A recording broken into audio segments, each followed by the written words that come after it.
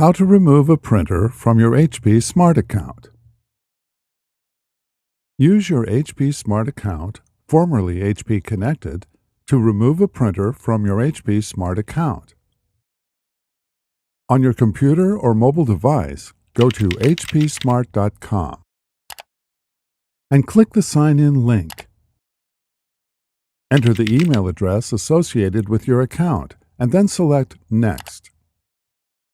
Enter your password and then select Sign In.